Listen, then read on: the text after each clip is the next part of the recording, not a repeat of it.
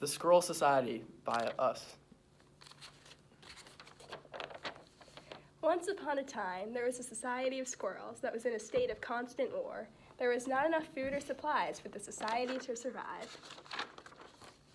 One day, a squirrel named Sandy could no longer handle all of the fighting, so he went for a long walk. When he got tired, he stopped to rest under a tree. A friendly owl peeked out of the hole in the tree. "Hi, my name is Snowy. Who are you?" Hello, I'm Sandy. I'm from the Society of the Squirrels, Sandy responded. "The Society of Squirrels? What are you doing all the way out here?" Snowy asked. Well, my people can't seem to stop fighting, and I couldn't take it any longer. I went for a long walk and ended up here. "Sounds like your society could use a few changes," Snowy pointed out. Yes, Sandy agreed, but I don't know where to start. "Maybe I could help you," Snowy smiled. "I see everything from the air, and I've seen many different societies. I think there's a few other civilizations you could see." I would like that. You lead the way, Sandy exclaimed. First, Sandy and Snowy walked down a dirt path through the woods and found themselves at the edge of a large pond. This pond was filled with frogs and toads, all sitting on lily pads in peace.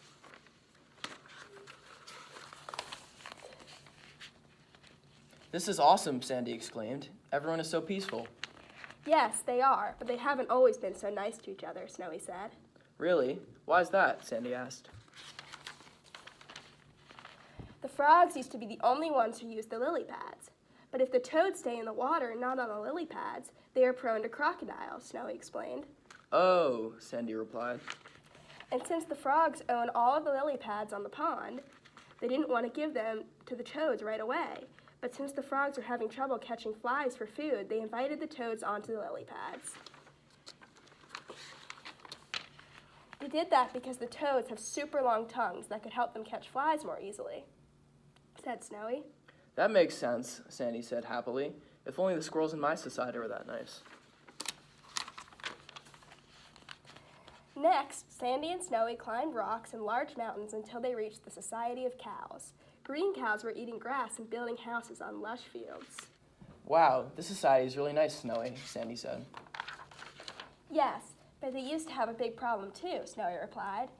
"There used to be blue and green cows living there. The green cows built the houses because the blue cows weren't strong enough, while the blue cows purified the water because the green cows weren't smart enough to know how."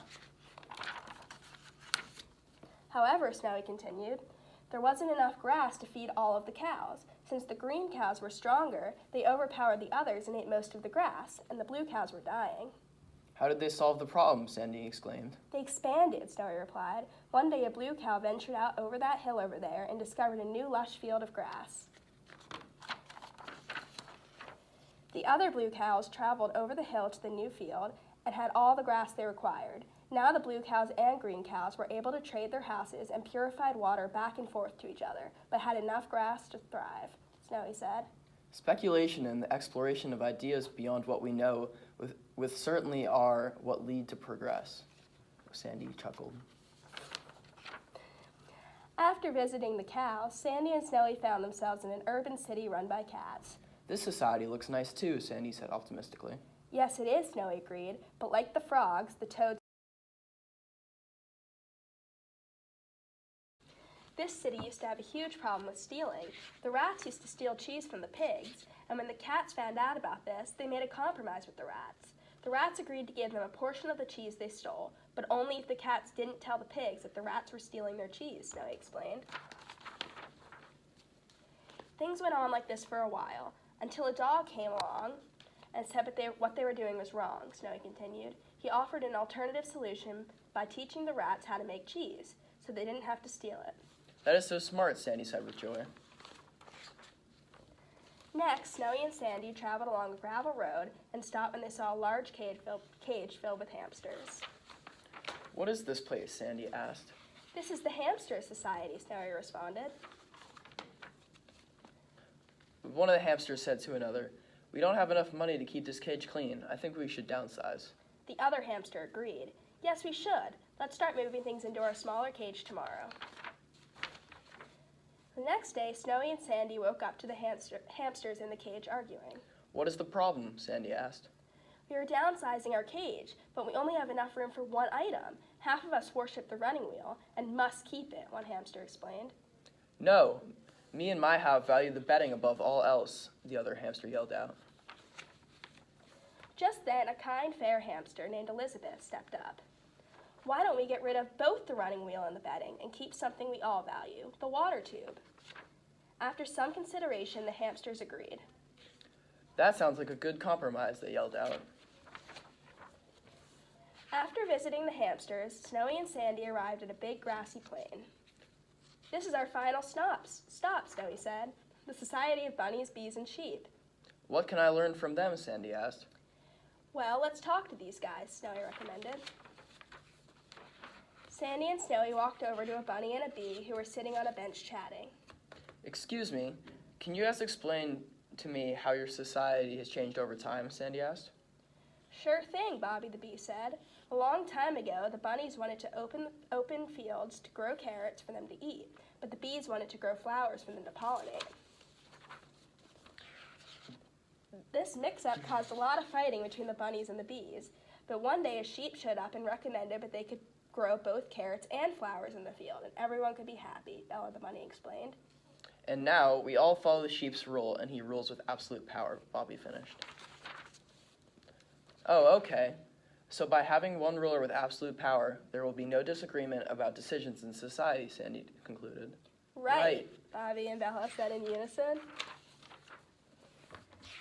On the walk back to the Squirrel Society, Snowy asked, "So what did you learn by visiting these other societies?"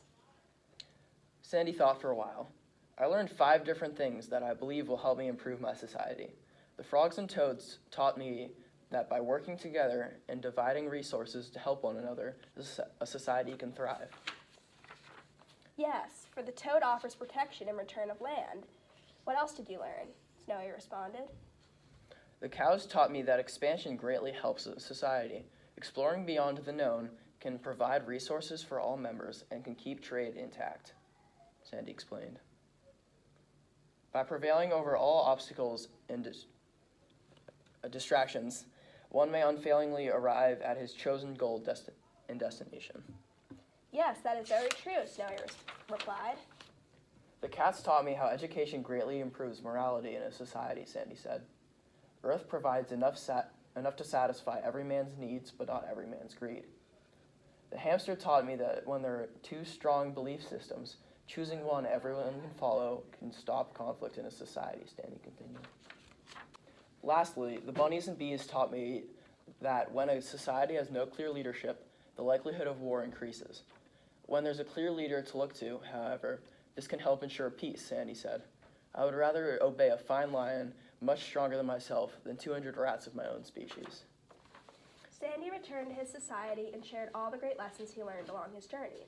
Together, the squirrels worked hard to apply everything Sandy had shared.